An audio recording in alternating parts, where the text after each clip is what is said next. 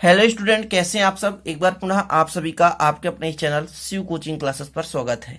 और आज का जो टॉपिक है क्लास 12th केमिस्ट्री एनसीईआरटी में चैप्टर 1 में त्रिविम एकक सेल के प्रकार के बारे में।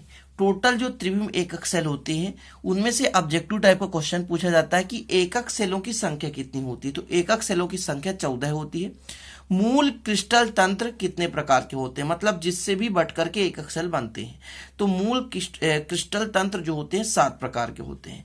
तो क्वेश्चन ऑब्जेक्टिव टाइप में आएगा क्रिस्टल तंत्रों की संख्या टोटल कितनी होती है त्रिविम में, तो आपको बताना है 7। यदि क्वेश्चन आ जाए कि एकक सेलों की टोटल संख्या कितनी होती है तो 14 प्रकार। 2 ऑब्जेक्टिव यहीं से क्लियर हो चुका है। ठीक है, तो आपको इसी प्रकार खंड बना लेना है। पहला आपका क्रमांक, फिर एकक सेल, मूल क्रिस्टल तंत्र, अपेक्षिक अक्षीय दूरियां, अंतरफलकी कोण। जैसे त्रिविमीय होता है ना, तो त्रिविम क्षेत्र में जब इनका आकार प्राप्त होगा या जालक प्राप्त होगा तो उनमें अल्फा बीटा गामा कितना कोण बनेगा, ये चीज आपको इस पे बताना है। ठीक है, तो चलते हैं। पहला नंबर आपको डालना है, देखिए मूल क्रिस्टल तंत्र में आपको डालना है घनी। घनी के 3 भाग होते हैं, ठीक है ना, क्यूबिक जिसको बोलते हैं। घनी में 3 एकक सेल होते हैं। कौन कौन से? प्राथमिक घनी, काय केंद्रित घनी और फलक केंद्रित घनी। ठीक है, तो यहां पर मैं लिखता हूं पहला कौन सा? प्राथमिक घनी। ठीक है ना, प्राथमिक घनी। देखिए आप यदि चार्ट बनाएंगे मेरे साथ साथ तो आसानी से याद कर लेंगे। दूसरा काय केंद्रित घनी, काय केंद्रित घनी। और तीसरा है फलक केंद्रित घनी, फलक केंद्रित घनी। ठीक है ना, सभी में घनी है ना। कहने का मतलब है किसका एकक सेल है, किस तंत्र का? तो घनीय का। तो यहां पर भी घनीय कर दीजिए आप और यहां पर भी घनीय कर दीजिए। क्लियर स्टूडेंट, ध्यान रखना है घनीय।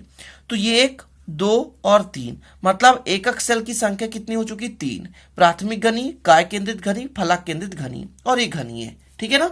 यदि इस पे हम बात करें कि इनकी जो अक्षीय दूरियां क्या होती है, तो घन सभी बराबर होते हैं। घन के सभी भुजाएं बराबर होते हैं, याद होगा आपको।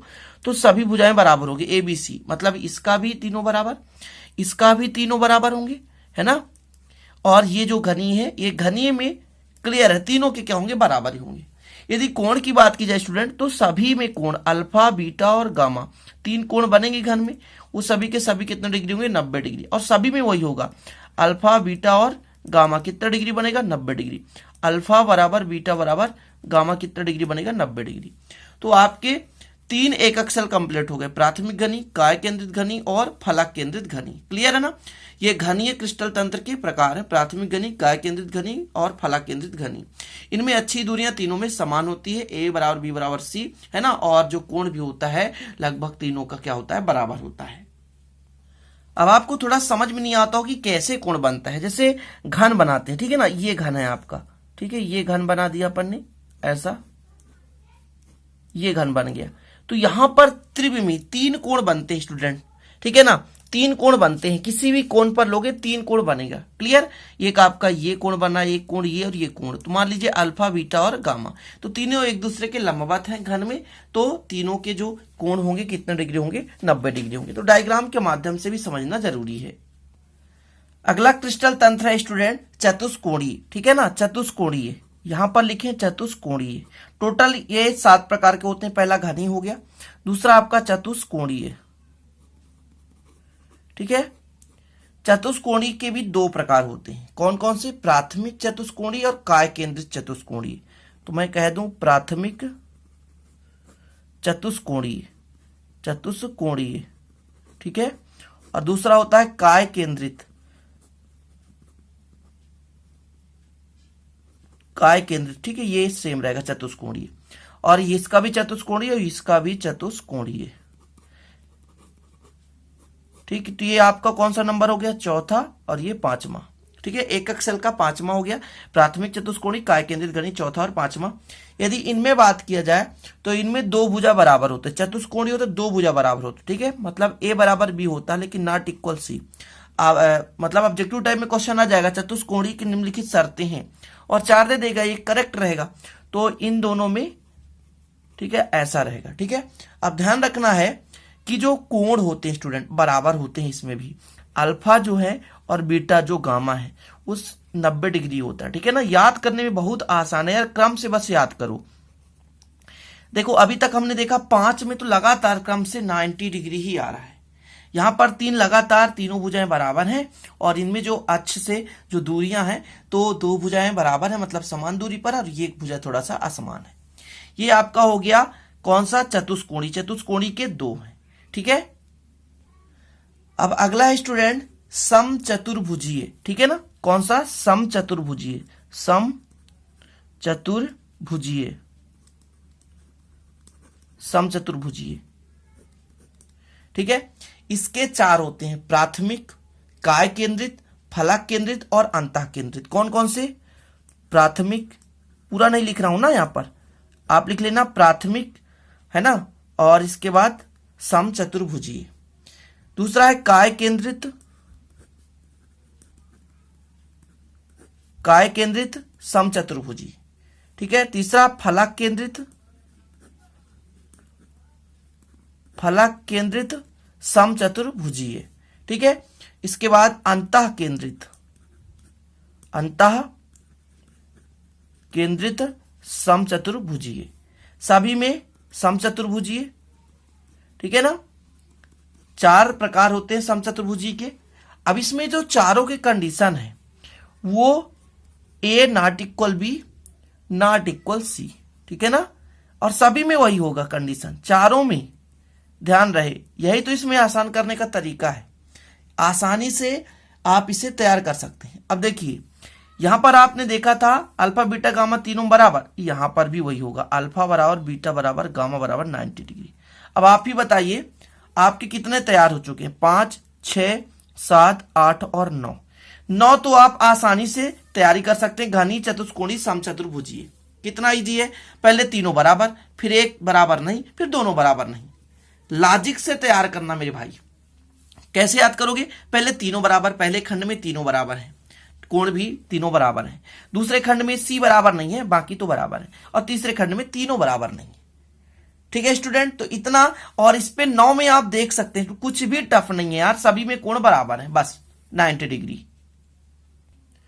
तो अगला होगा आपका 10वां नंबर, ये आपका रहेगा प्राथमिक। देखिए जिसके जितने प्रकार, जैसे आपने प्राथमिक देखा, काय केंद्रित, फलक केंद्रित, अंतः केंद्रित। जिसके 3 हैं तो फलक तक रहता है, जिसके 2 प्रकार है वो काय केंद्रित तक रहता है। अब जैसे एक ही प्रकार का, जैसे षटकोणीय, षटकोणी का एक ही प्रकार, तो पहला प्रकार क्या होता है? प्राथमिक होता है, बस प्राथमिक षटकोणी, बस इतना ही लिखना है और याद करना है। इसमें क्या होगा स्टूडेंट, ध्यान रखिएगा, जो दूसरे में था, मतलब A equal B not equal C. But इसमें थोड़ा सा आपको तैयार करना है, डिग्री का मान डिफरेंस रहेगा। अल्फा बीटा दोनों बराबर है 90 डिग्री के, और जो गामा होता है 120 डिग्री का, ठीक है ना। षटकोणीय में गामा जो होता है 120 डिग्री का होता है, क्लियर। तो ये आपका 10वां भी हो गया कंप्लीट।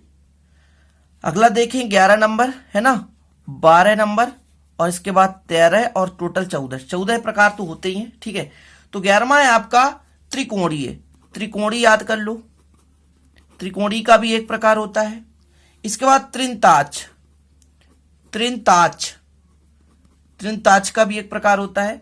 लेकिन जो एकांताच है इसके 2 प्रकार होते हैं, एकांताच, इसके 2 होते हैं, ठीक है ना। तो त्रिंताच और आपका जो त्रिकोणी है, तो प्राथमिक प्राथमिक होंगे, तो बस इसका भी क्या हो जाएगा, प्राथमिक त्रिकोणी।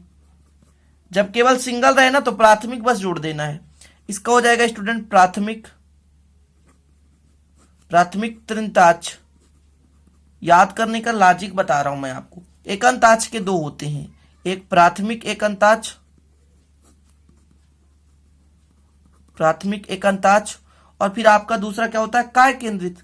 तो काय केंद्रित एकांताच, क्लियर। इसके 2 होते हैं। चलो अब इनमें थोड़ा सा फटाफट देखना है कि कोण कितना डिग्री होता है, और आपका जो होता है क्या, कोण के साथ साथ आपका अच्छी दूरियां। तो पहले त्रिकोणी में देखें, त्रिकोणी में तीनों भुजा बराबर होते हैं, ए बराबर बी बराबर सी, और इन दोनों में याद रखना है not equal B not equal C, इसमें भी not equal B not equal C, और जो आपका ये रहेगा ये तो सेम ही रहेगा। त्रिंताच एकांताच के 2 है ना, 2 है ना, ध्यान रखिएगा, मतलब A not equal B not equal C, ऐसा याद कर लें। अब इनमें तीनों भुजाएं बराबर हैं, तीनों भुजा क्या है, बराबर है। लेकिन जो है इनके जो कोण होते हैं, तीनों कोण बराबर होते हैं, अल्फा बराबर बीटा बराबर गामा। लेकिन याद रखना तीनों 90 डिग्री के बराबर नहीं होते, कुछ भी हो सकते हैं, तीनों बराबर होते हैं, 90 डिग्री नहीं होते, 90 के अलावा तीनों बराबर होते हैं, याद रखिएगा। ठीक है, याद रखना। अगला है तो alpha not equal beta, alpha beta के बराबर नहीं है और बीटा भी गामा बराबर नहीं है। लेकिन ध्यान रखना ये कोई 90 डिग्री के भी बराबर नहीं है, याद रखना है आपको। अगला आपका है अल्फा बीटा बराबर 90 डिग्री, किंतु जो आपका अल्फा और गामा 90 डिग्री होता है, किंतु जो बीटा होता है 90 डिग्री के बराबर नहीं होता है। यहां पर थोड़ा सा आपको कंफ्यूजन हो गया होगा, यहां पर फिर से समझिए। अल्फा बीटा गामा तीनों बराबर है किंतु 90 डिग्री के बराबर नहीं है। अल्फा बीटा गामा तीनों बराबर है किंतु 90 डिग्री के बराबर नहीं है। अगला इसमें देखें, अल्फा बीटा गामा तीनों बराबर नहीं है, और यह भी याद रखना कि तीनों में से कोई भी 90 डिग्री के बराबर नहीं है। इस पे अल्फा और गामा 90 डिग्री है किंतु बीटा जो है 90 डिग्री बराबर नहीं है, याद रखिए कुछ दूसरा भिन्न होगा। तो इस प्रकार से ये आपके एकक सेल हैं, 14 प्रकार के जो एकक सेल हैं, इनको आप लोग तैयार कर लो। कंपटीशन में भी पूछा जाता है, इसलिए मैं सोचा करा देता हूं। ये आपका क्रमांक है इधर और ये कोण है आपका। ठीक है, आशा करता हूं आप लोग तैयार कर लेंगे। चलते हैं स्टूडेंट, ग्रुप में आपको एक फोटो दे दूंगा, लिंक रहेगा डिस्क्रिप्शन में, ग्रुप में ज्वाइन कर लेना। चलते हैं, फिर मिलते हैं अगली वीडियो नए टॉपिक के साथ। तब तक के लिए जय हिंद, वंदे मातरम।